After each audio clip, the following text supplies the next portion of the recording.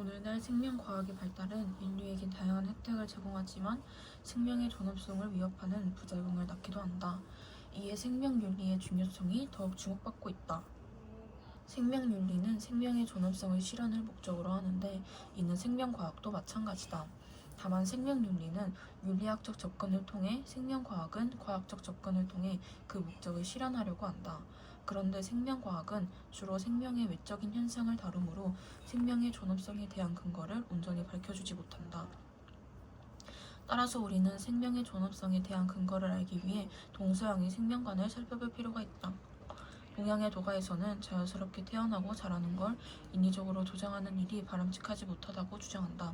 불교에서는 연기의 가르침을 통해 생명의 상호 의존 관계를 강조하고 불상생의 가르침을 통해 생명의 보존을 주장한다.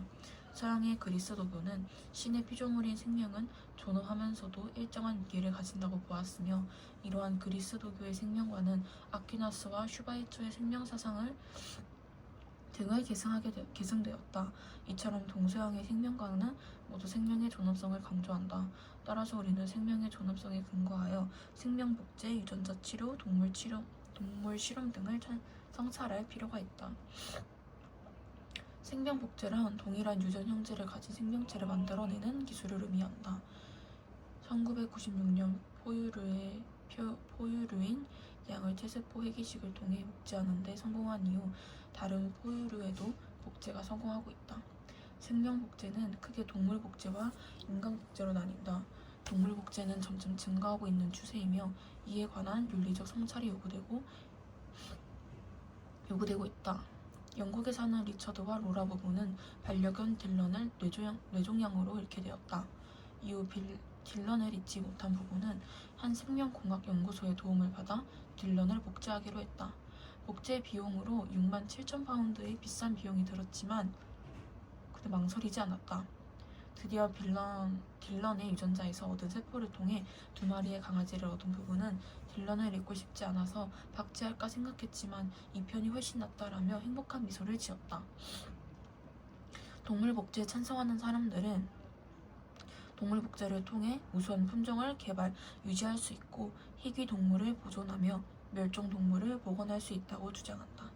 이들은 동물복제를 통해 얻을 수 있는 유용한 결과나 행복의 증진에 관심을 둔다. 반면에 동물복제에 반대하는 사람들은 동물복제가 자연의 질서에 어긋나며 종의 다양성을 해치고 나아가 동물의 생명이 인간의 유용성을 위한 도구가 될 수 있다고 주장한다. 인간복제는 배아복제와 개체복제로 나뉜다. 배아복제는 배아 줄기세포를 얻기 위해 복제 후 배아 단계까지만 발생을 진행시키는 것이다. 배아복제에 찬성하는 사람들은 배아가 아직 완전한 인간이 아니며 배아로부터 획득한 줄기세포를 활용해 난치병의 치료 방법을 찾을 수 있다고 주장한다. 반면에 배아복제에 반대하는 사람들은 배아 역시 인간의 생명이므로 보호되어야 하며 복제 과정에서 많은 수의 난자 사용은 여성의 건강권과 인권을 훼손하는 것이라고 주장했다.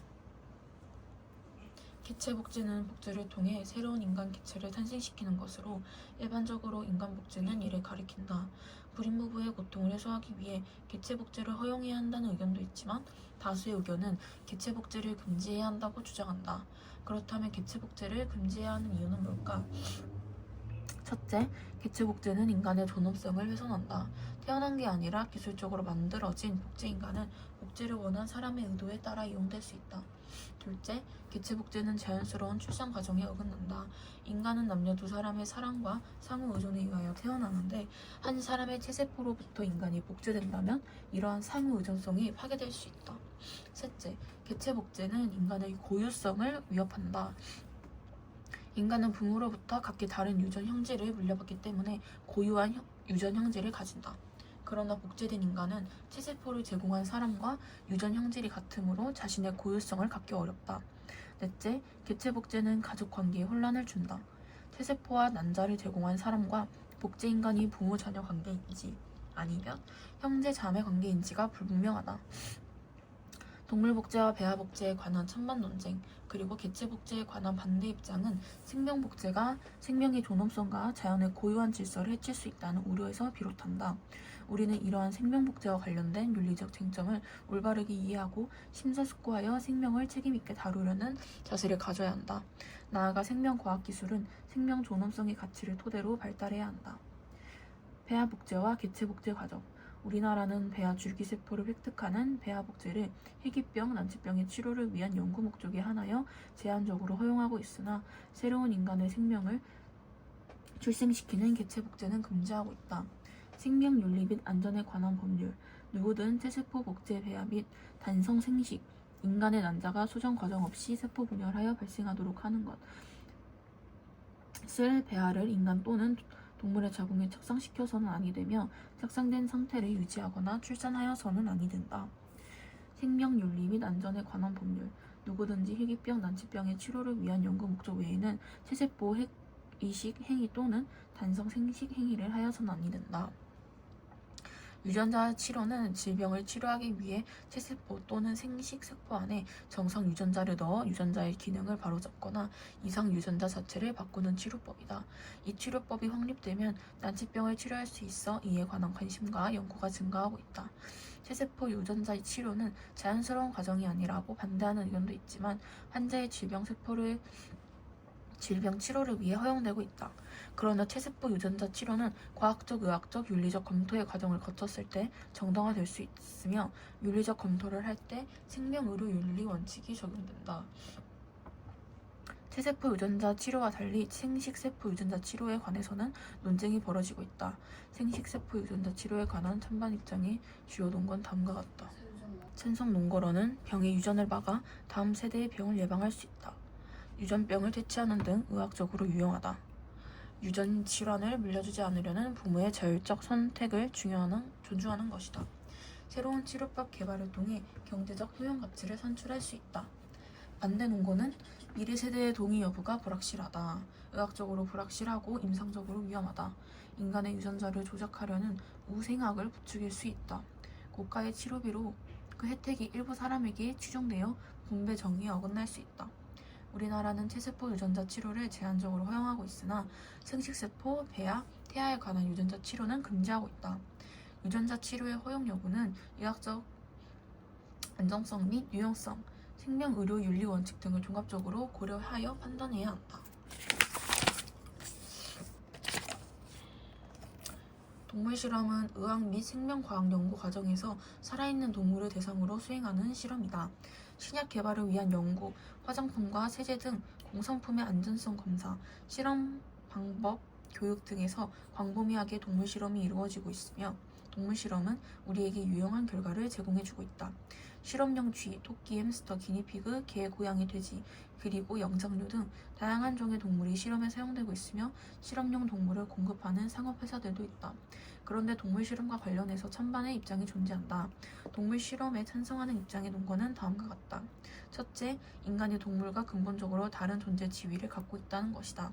예를 들면 그리스도교에서는 인간과 동물의 지위를 구별하고 인간을 위해 다른 동물을 이용할 수 있다고 본다. 둘째, 인간과 동물은 생물학적으로 유사하므로 동물 실험의 결과를 인간에게 적용할 수 있다고 본다. 반면에 동물 실험에 반대하는 입장의 논거는 다음과 같다. 첫째, 인간과 동물은 존재 지위에 별 차이가 없다는 것이다. 예를 들면 고통을 느낄 수 있는 존재를 도덕적 고려의 대상에 넣는 관점에서는 인간의 이익을 위해 동물종에게 고통을 가하는 것은 윤리적으로 정당화하기 어렵다고 본다. 둘째, 인간과 동물은 생물학적으로 유사하지 않다고 주장한다. 탈리도마이드는 임산부에게 나타나는 메스꺼움을 치료하기 위해 개발된 약으로 1950년대 동물 실험을 거쳐 시판되었다. 1962년에 판매가 중단되기 전까지 이 약을 먹은 산모들에게서 1만여 명의 신생아들이 불구로 태어났다. 이에 과학자들은 다른 동물을 대상으로 실험했는데 화이트 뉴질랜드 토끼는 인간에게 투여된 분량의 25에서 300배를, 원숭이는 10배를 투여한 후에 기형 새끼를 출산했다. 탈리도마이드 부작용 사례는 인간과 동물이 생물학적으로 긴밀한 유사성을 가지지 않는다는 걸 보여주고 있다. 따라서 동물 실험 결과를 그대로 인간에게 적용하는 데는 한계가 있다. 이와 같이 동물 실험에 관해서는 찬반 입장이 있다. 많은 사람은 동물 실험을 최소화하고 실험 동물의 고통을 줄이기 위해 노력해야 한다고 주장한다. 이러한 주장은 동물의 권리에 관한 관심이 증대되면서 더욱 활발히 진행되고 있다. 동물 권리 논쟁의 핵심은 동물이 도덕적으로 고려받을 권리를 가지는가이다. 이에 관하여 동물은 도덕적으로 고려받을 권리를 가지지 않는다는 입장이 있다. 예를 들면 데카르트는 동물의 자동인형 또는 움직이는 기계에 불과하다고 주장한다. 그는 단순한 기기인 동물은 고통과 쾌락을 경험할 수 없으며 동물이 고통을 느낄 때 몸부림치거나 고통스러운 소리를 내는 것은 자동인형이 움직이거나 시계가 찌깍거리는 소리와 같다고 주장한다. 데카르트의 이러한 주장은 당시 유럽에서 맞추지 없이 이루어진 동물 실험을 정당화하는 데 이용되었다. 한편 아퀴나스와 칸트는 동물이 도덕적으로 고려받을 권리를 갖지 않지만 그렇다고 해서 동물을 함부로 다루어서 안 된다고 주장한다. 왜냐하면 그것이 인간의 품성에 부정적인 영향을 끼치기 때문이다. 아퀴나스는 사물의 질서는 불완전한 것이 완전한 것을 위한 존재하는 방식으로 이루어져 있다. 식물은 모두 동물을 위해 존재하고 동물은 모두 인간을 위해 존재한다. 인간이 동물에게 동정 어린 감정을 느낀다면 그는 그만큼 더 동료 인간들에게 관심을 가질 것이다. 칸트는 인간은 동물과 관련해서 직접적 의무를 지니지 않는다. 동물은 자의식적이지 못하므로 어떤 목적을 위한 수단일 뿐이다. 그 목적이란 인간이다. 동물과 관련한 우리의 의무는 인간에 대한 간접적 의무에 불과하다. 우리가 동물과 관련하여 의무를 갖는 이유는 그렇게 함으로써 사람에 대한 의무를 개발할 수 있기 때문이다. 이들은 동물에게 친절한 사람은 사람에게도 친절할 것이고 동물에게 잔인한 사람은 사람에게도 잔인할 것이라고 주장한다. 동물에 대한 잔혹한 처우에 반대하는 이유는 그것이 인간에 대한 잔혹한 처우를 조장할 수 있기 때문이다. 또 다른 입장으로는 동물은 도덕적으로 고려받을 권리를 가진다는 입장이 있다. 공리주의자인 벤담은 동물도 고통을 느끼므로 도덕적으로 고려받을 권리를 가질 수 있다고 보았다. 벤담의 주장을 이어받은 싱어는 동물이 쾌고 감소 능력을 갖고 있으므로 동물의 이익도 평등하게 고려되어야 한다고 주장한다. 동물 실험과 관련하여 그는 동물 실험이 동물에게 고통을 주기 때문에 기본적으로 반대한다. 한편 레거는 1살 정도의 포유류는 자신의 삶을 영위할 수 있는 능력, 즉 믿음, 욕구, 지각, 기억, 감정 등을 가진 삶의 주체가 될 수 있으므로 인간처럼 내재적 가치를 지닌다고 주장한다. 그는 동물 실험과 관련하여 과학의 발전을 위해 동물에게 고통을 주는 것은 동물의 내재적 가치를 존중하지 않고 단지 동물을 인간의 목적을 위한 수단으로 이용하는 것이기 때문에 부당하다고 말한다. 위와 같이 동물의 이 권리를 인정한 입장에서는 동물 실험을 금지하거나 인공 피부 실험, 컴퓨터 모의 실험 등으로 대체할 걸 요구했다. 우리나라는 동물보호법을 제정하고 동물 실험을 통해 생산된 화장품의 유통과 판매를 금지하는 등 동물 보호 및 동물의 권리에 관심을 기울이고 있다.